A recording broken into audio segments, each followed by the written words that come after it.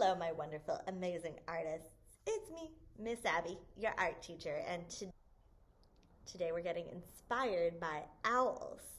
And one of my favorite facts about owls is that our famous civil rights leader, Harriet Tubman, who is famous for a long time ago helping black people escape slavery in the South by helping them travel through the woods.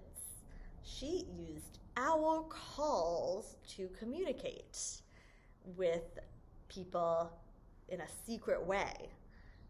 She was also an amazing naturalist. She knew every animal in the woods. She could travel without a map, and she would use things like the stars and the constellations in the sky to help her travel in the woods, which I think is totally amazing. Traveling in the woods without any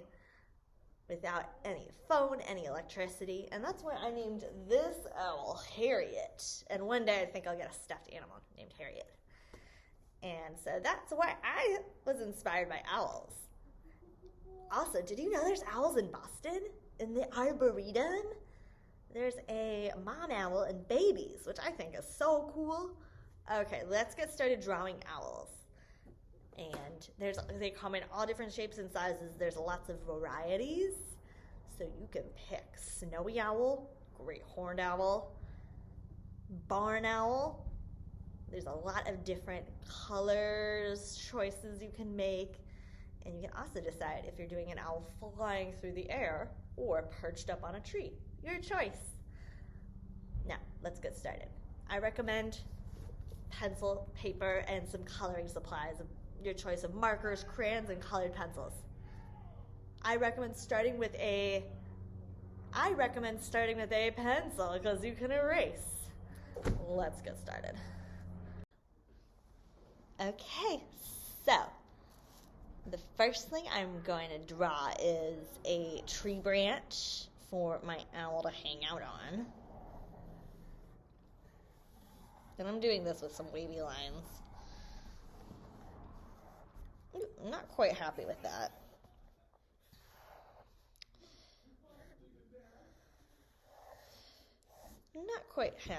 I'm going to add some more. Good thing I use my pencil so I can erase.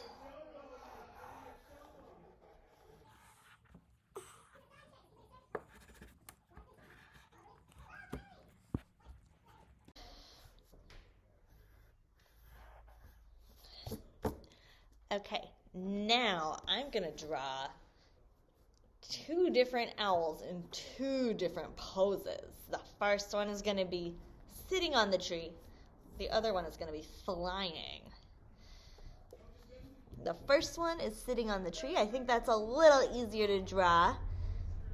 I like to draw an oval shape, kind of like a circle that's been squished, and then a circle on top.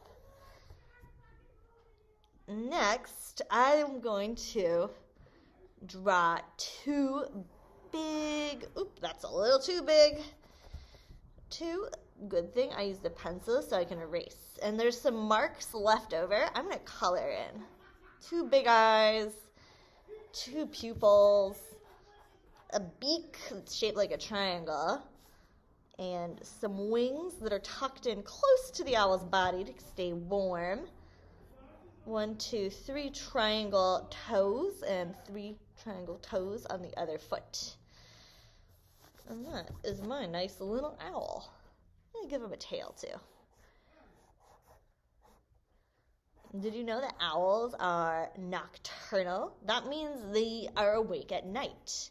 They have amazing night vision because of these big eyes. Okay, next I'm going to draw an owl flying in the sky right here. Different poses. So I'm going to start with the same circle body. And then I'm going to draw a circle head and then a half moon shaped body or a half circle body. And a tail. Kind of like a pizza slice. And then I'm going to do the same eyes, the big nocturnal eyes, and the beak. And then I'm going to draw one half circle, one triangle wing flying up, and then the other flying down. And I'm going to draw two little triangle feet. So, here are my two owls, and now I'm going to color them in. I'm going to use my shades of dark brown and light brown now. I'm doing two brown. So I'm also going to add, because I'm making two great horned owls, two ears, kind of like cat's ears. If you wanted, you could add those to make the owl look like a great horned owl. But I'm going to do a brown owl, because that's what I want to do. I'm very inspired by those ones in the Arboretum. And you got to remember, owls are covered in feathers, not scales like a fish, not fur like a teddy bear. They have feathers. In order to get a feather kind of texture, I use this kind of line, kind of like, I don't know, like a scallop shell or some letter C's, a ripply shell to give a feathery texture to my owls. Let's color.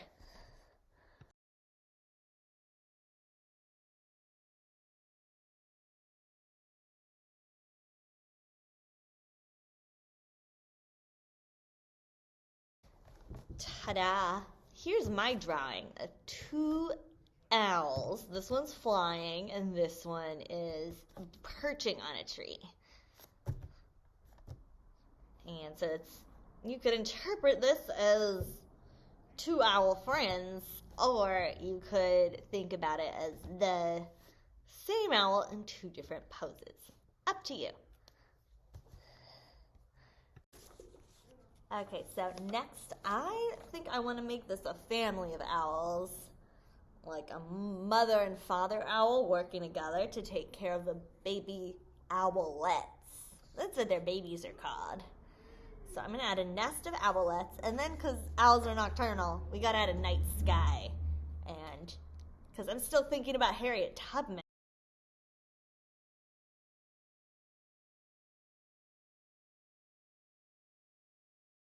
Ta-da!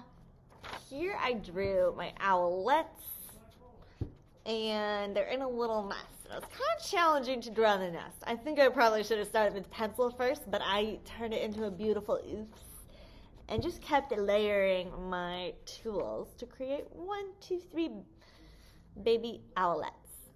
Now I'm going to add the night sky because owls are nocturnal. That means they're awake at night.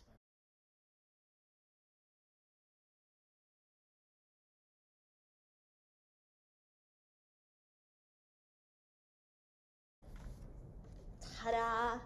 Here's my drawing of an owl family with a mom and dad owl and some 3 baby owlets.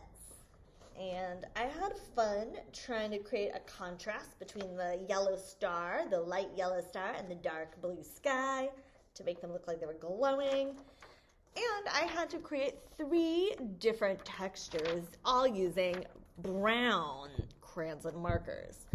We've got the tree, the owl's soft fuzzy feathers, and the nest made of twigs and sticks. And I don't know about you, but I think next time I hear the hoo-hoo-hoo of an owl, I'm going to think about both the owl at the Arboretum and Harriet Tubman and her amazing wilderness skills that she brought to freeing enslaved people. So I have a new love for owls now after making this artwork. And I hope you do too. I hope you give this a try, drawing some owls. And I hope you give this a try, drawing some owls. I had a lot of fun, and I learned a lot about how to better use my art supplies. Bye. Have fun making art.